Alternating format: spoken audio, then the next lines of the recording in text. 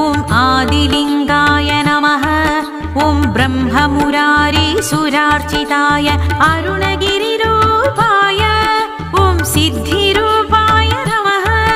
ॐ अरुणाद्रिशिखरवासाय हृदयनटेश्वराय ॐ आत्मने नमः ॐ अर्धनारीश्वराय आदिलिङ्गाय पूर्णरूपाय आदिलिङ्गाय